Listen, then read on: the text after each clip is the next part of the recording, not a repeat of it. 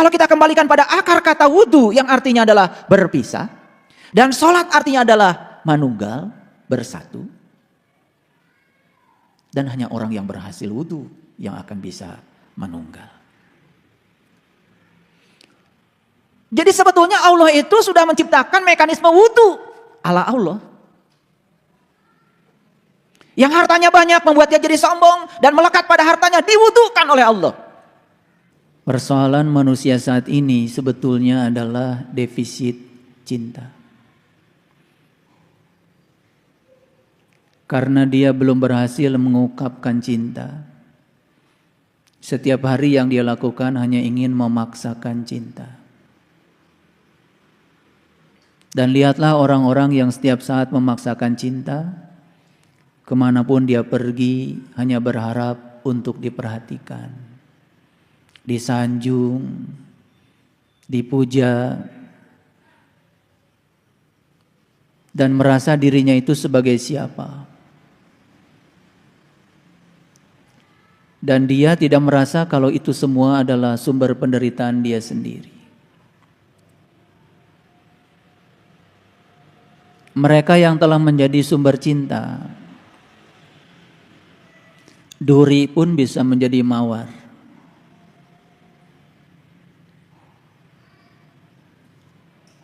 Cuka yang sangat kecut pun bisa menjadi anggur yang menyegarkan. Dia tidak melihat lagi benar salah, tidak melihat lagi baik buruk. Karena benar salah adalah penilaian, baik buruk juga penilaian. Tentu yang namanya penilaian sangat bergantung si penilai itu sendiri.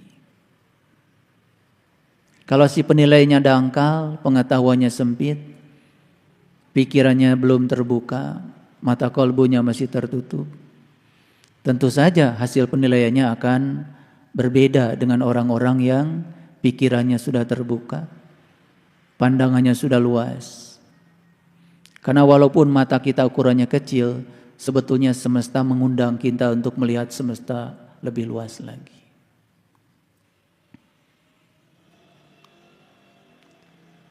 Semesta sekarang sedang membutuhkan sumber-sumber cinta. Semesta sekarang sedang merindukan sumber-sumber keindahan, sumber sukacita, sumber kegembiraan, sumber kebahagiaan. Dan itu yang dibutuhkan oleh semesta saat ini. Berulang kali saya mengatakan kita tidak usah menjadi mercusuar di atas bukit. Jadi satu lilin kecil saja di sudut ruangan sudah istimewa. Tidak usah menjadi matahari, terlalu mewah.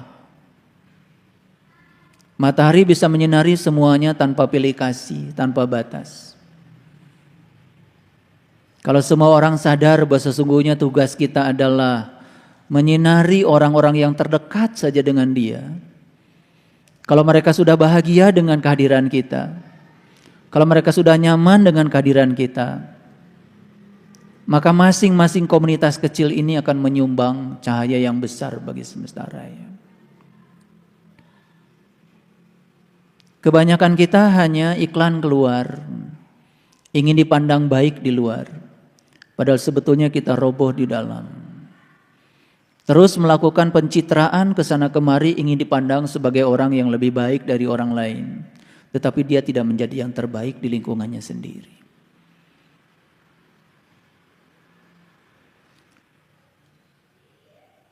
Sekedar latihan untuk menerima dan menghargai perbedaan di level kecil saja sering gagal. Gagal dengan pasangan, gagal dengan anak-anak.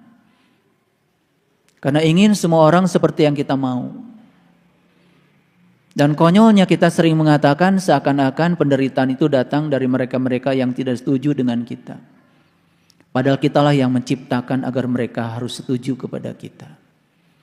Sumber penderitaan kita yang sebenarnya adalah diri kita sendiri, keinginan kita sendiri, harapan-harapan kita sendiri.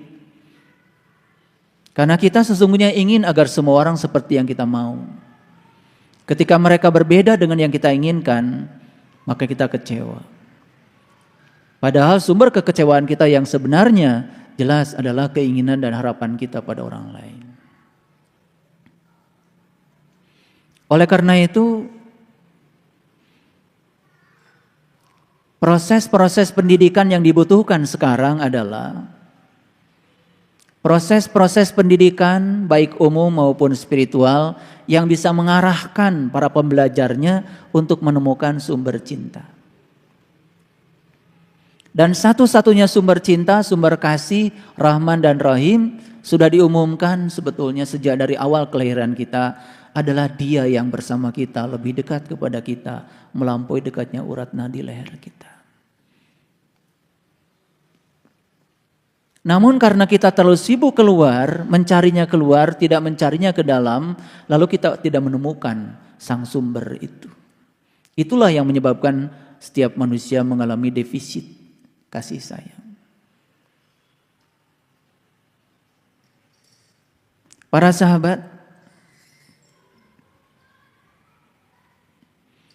saat kita bangun pagi, apakah kita mengalami kehampaan? Apakah kita mengalami ketakutan terhadap hidup ini? Kitalah yang paling tahu. Tapi saya pastikan sepanjang kita belum menemukan sumber cinta pada diri kita sendiri, sepanjang itu pula setiap bangun pagi, hari baru, tubuh yang baru, situasi yang baru tidak pernah mengantarkan kita pada kesadaran baru. Itulah ada sekelompok manusia dalam kehidupan ini mengalami kehampaan, mengalami ketakutan yang luar biasa terhadap kehidupan sekaligus terhadap kematian. Lalu mereka juga tidak tahu penyebabnya apa.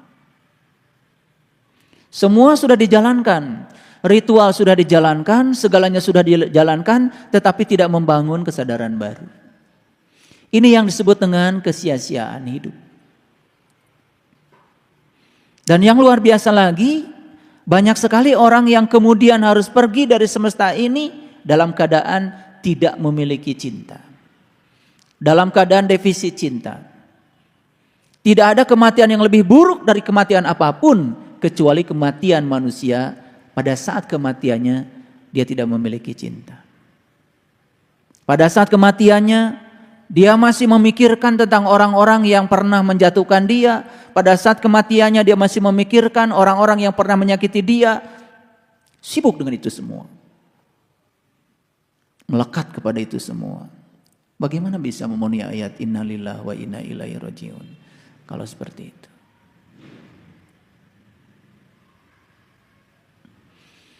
Beruntung sekali para sahabat yang sudah belajar untuk meniti ke dalam diri,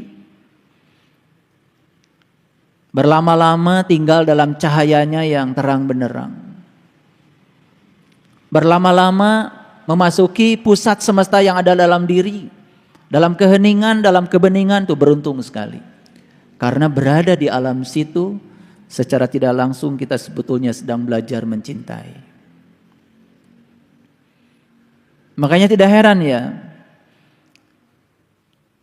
banyak sekali yang melaporkan kepada saya, ketika saya sedang memasuki alam yang terang benderang dalam diri saya, ketika saya sudah bisa menemukan keheningan, kebeningan dan menemukan pusat semesta dalam diri saya,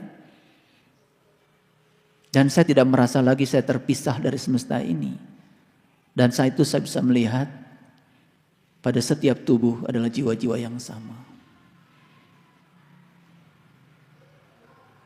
Karena sesungguhnya saat kita sedang menyatukan diri kita di alam cahaya, di nur ala nur, di alam-alam yang tinggi, sesungguhnya kita sedang belajar mencintai. Kita sedang menyerap sumber cinta dari Sang Maha Cinta itu. Oleh karena itu, ciri orang yang berhasil meniti ke dalam diri, welas asihnya semakin meluas. Kapasitas untuk mencintainya semakin melebar. Jadi aneh kalau orang mengklaim dirinya sudah belajar spiritual tingkat tinggi, katanya imannya tingkat tinggi, tetapi di dalam kehidupannya masih merengek-rengek untuk dihormati, disanjung. Dan dia sedang menipu Tuhan sebetulnya. Bohong kalau dia mengatakan segala puji milik Allah. Ucapan itu hanya sia-sia saja. Jadi ketika kita sedang memasuki alam yang lembut, alam malakut, alam jabarut, ketika meniti ke dalam diri, semakin dalam kita meniti, semakin dalam kita masuk, semakin memasuki kelembutan yang ada dalam diri kita sendiri, semua kekasaran kita akan sirna.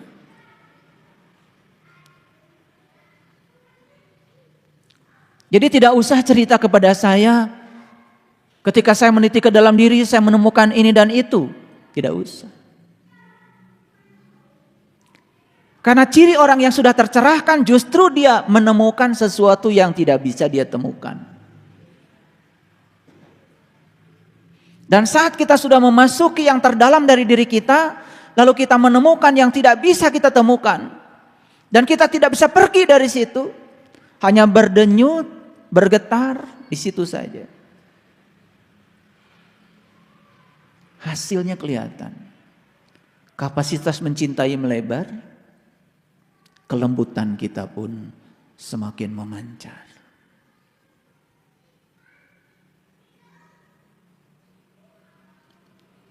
Jadi sesekali kita harus mengukur. Sesekali kita harus bertanya kepada orang-orang yang di sekitar kita, yang sering berinteraksi dengan kita. Bagaimana dengan saya? Bagaimana dengan pikiran saya? Bagaimana dengan kata-kata saya? Bagaimana dengan keberadaan saya? Karena tidak bisa kita mengukur keberhasilan kita dengan diri kita sendiri. Instrumen yang paling tepat untuk mengukur kita adalah orang lain.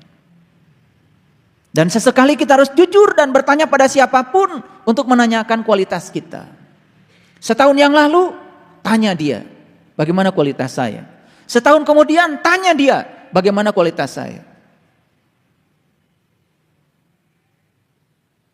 Sekalipun mereka tidak bisa menjawab dengan kata-kata, karena keterbatasan kata-katanya, tapi rasa tidak bisa dibohongi. Rasa tidak bisa dibohongi. Para sahabat, hidup ini sesungguhnya adalah perjalanan yang akan mengakibatkan kita mengalami keterpisahan untuk memenuhi kemanunggalan. Sekali lagi, hidup ini adalah perjalanan untuk mengalami keterpisahan. Karena lewat keterpisahan itulah kita akan bisa menunggal. Kemanunggalan tidak akan terjadi dengan sesuatu kalau kita belum bisa berpisah dengan sesuatu. Jadi aneh. Kita ingin pulang kepada Allah, ingin bertauhid bersama Allah, ingin menyatu dengan Allah, ingin manunggal kepada Allah. Tetapi yang kita lakukan setiap saat adalah membangun kemelekatan dengan yang selainnya. Tetapi semesta punya mekanisme sendiri untuk memaksa kita. Untuk memaksa kita agar mengalami keterpisahan itu. Dan itu cinta kasihnya Allah. Tapi kita sering kali tidak siap saat dipisahkan dengan sesuatu selain Allah. Dan kita menganggap itu adalah musibah. Terus saja setiap saat kita membuat judul-judul baru. Begitu ada yang tidak kita suka terjadi pada diri kita, diberi judul musibah.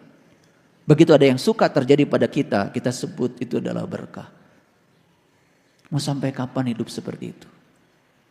Bikin judul terus. Cobalah kita sadar. Allah saja dulu tidak punya nama.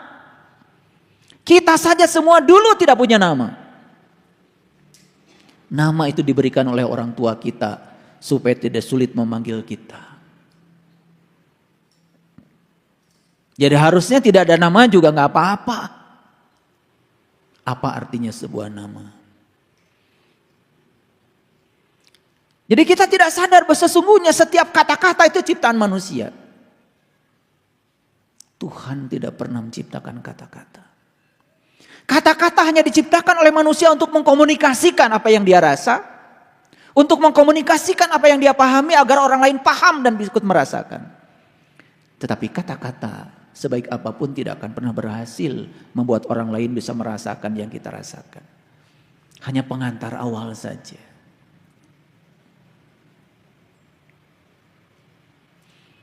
Apakah kita mau menyerahkan diri pada semesta untuk mengalami keterpisahan agar kita manunggal bersama Allah? Itulah kelas spiritual. Di dalam kelas spiritual itu umumnya orang-orang yang telah dipaksa oleh semesta untuk mengalami keterpisahan. Agar dia manunggal kembali bersama Allah, kembali pada jati dirinya. Setelah bangkrut semuanya, setelah tidak ada yang diharapkan lagi dari semuanya, setelah mentok semuanya, baru pulang kepada Allah. Tapi gak apa-apa, segitu juga kan masih pulang. Daripada gak pulang-pulang. Tetapi apa harus nunggu dipaksa untuk mengalami keterpisahan. Para sahabat, ada yang mendawamkan wudhu.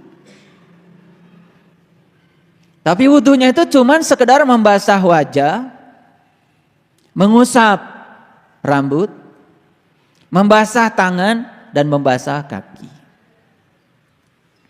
Dan bangganya luar biasa, merasa diri paling soleh. Karena setiap kali dia batal wudhu dalam versi dia langsung ambil air wudhu. Dan merasa sudah wudhu.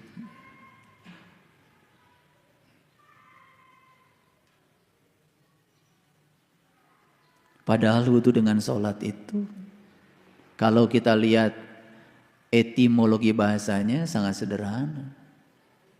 Wudhu itu artinya berpisah. Sholat itu artinya bersatu. Itu saja. Jadi kalau sholat diartikan sembahyang dan sholat diartikan menyembah Tuhan, ya yang namanya menyembah, yang menyembah dengan yang disembah pasti masih ada jarak dong. Dan sepanjang masih ada jarak, ilusi keterpisahan masih akan dirasakan. Itu yang menyebabkan cemas, khawatir, takut masih tetap saja melanda dirinya. Padahal ceritanya sudah sholat. Jadi kalau kita kembalikan pada akar kata wudhu yang artinya adalah berpisah. Dan sholat artinya adalah manunggal, bersatu. Dan hanya orang yang berhasil wudhu yang akan bisa manunggal. Jadi sebetulnya Allah itu sudah menciptakan mekanisme wudhu ala Allah. Yang hartanya banyak membuat dia jadi sombong dan melekat pada hartanya, diwudukan oleh Allah. Diambil. Ya tangannya banyak. Begitu diambil oleh Allah kita kasih judul. Judulnya bangkrut. Dari mana judul itu? Ya dari kamu kata Allah. Sebetulnya cinta kasih Allah tadinya diwudukan kita, dipisahkan kemelekatannya karena Allah tuh rindu supaya kamu pulang. Karena ditunggu oleh Allah nggak pulang-pulang, ya sudah mainannya diambil.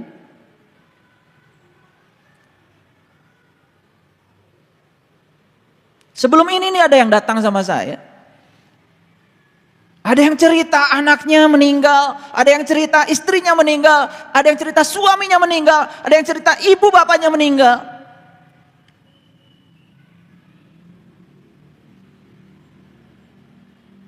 Dan saya biarkan bercerita.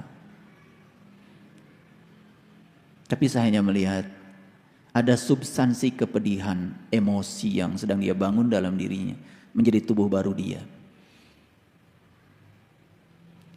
Masih terlihat di situ ada ketidakrelaan karena semua merasa miliknya. Lebih aneh lagi merasa kehilangan sesuatu yang sesungguhnya bukan miliknya. Tapi karena tidak sadar, ya seperti itu. Tambah lagi embel-embel lain. Allah tidak adil kayak. Allah tidak sayang kayak. Macam-macam. Karena yang disebut Allah sayang bagi orang yang versi ini nih, kalau Allah ngikutin keinginan dia walaupun bahaya. Kan itu. Begitu ada orang celaka, ada yang hidup, ada yang mati. Yang hidup dibilangnya ditolong Allah. Memang yang mati tidak disebutkan tidak ditolong Allah sih, tetapi kan secara implisit dalam pemikiran dia itu yang hidup ditolong Allah, yang meninggal itu seakan-akan Allah nggak hadir di situ kan, betul? Biasanya kan suka digede-gedekan. Begitu ada musola kecil, tidak kelewati banjir, langsung digede-gedekan. Tuh lihat musola. Ditolong Allah. Karena sampai hari ini banjir gede, gak bisa nyentuh tuh musola itu. Ya memang musolanya di tempat tinggi. Bahkan pelajaran sains yang diajarkan sejak kecil dinegasikan semua, dibutakan semua. Demi untuk memenuhi selera. Karena dia sedang terjebak dualitas.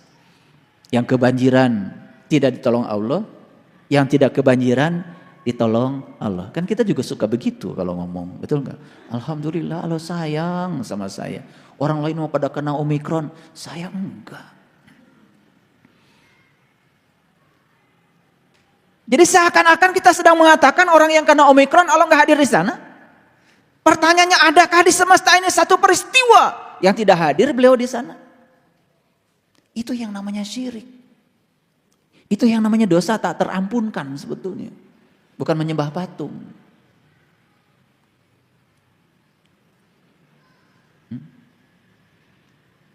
Saya sebelum kesini ini barusan ada diskusi dulu di rumah saya. Ada sebuah masjid gak punya sumur, gak punya sumber air. Beberapa hari yang lalu datang ke rumah saya, minta tolong. Pertanyaannya kenapa ke saya? Ya udah, akhirnya saya bikin aja surat edaran. Nih tolong temui si A, si B, si C, si D. Teman-teman saya di kampus lah, yang rumahnya dekat saya. Alhamdulillah itu. Terkumpullah 10.500.000. 600 lah sebetulnya. Itu. Datang tuh panitia ke rumah. Alhamdulillah Pak, udah terkumpul 10.500.000. Saya tanya, cukup nih buat bikin sumur? Kurang Pak, kurang berapa? Kurang 1 juta. Oke. Bikin aja dulu sumurnya, ntar kurangnya gampang. Yang penting udah jalan. Di sini tuh ya, kalau ada orang bohong itu, mohon maaf saya bukan dukun sakti.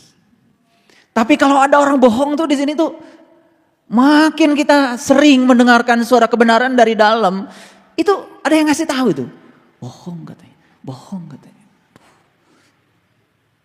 Tapi saya kan nggak bisa bicara nuduh-nuduh orang seenaknya. Ya udah. Tadi pagi sebelum vaksin itu, saya mampir dulu ke situ. Ada yang dorong di sana, mampir tanya gitu loh. Aduh, tersiksa di sini itu. Karena saya nggak mau sebetulnya tahu kebohongan orang. Biarkan itu kan urusan dia dengan dirinya sendiri. Ngapain saya mesti tahu gitu. Gitu saya tanya, berapa bikin sumur? 8 juta Pak. Bentar. 8 juta tuh ongkosnya aja. Atos sadayana. Jeung naon? Atos dengan pompanya, dengan paralonnya. Ya udah. Bener nih, cukup segitu. Atos Pak, cekap. Kantonan ieu mah kaum masjid. Nih. Jadi kejujuran ada sih pada tukang gali ini. Daripada yang peci-peci tadi yang datang. Kan saya nggak boleh kesel. Tapi saya prihatin di sini. Azannya, luar biasa dia kalau azan. Suaranya melengking. Ngajinya keren. Nyembah Tuhannya rajin. Tepat waktu. Tapi Tuhan yang dia sembah setiap saat itu dia bohongi oleh dia sendiri. Itu. Ini fakta. Jadi kesadaran lagi-lagi tidak muncul di situ.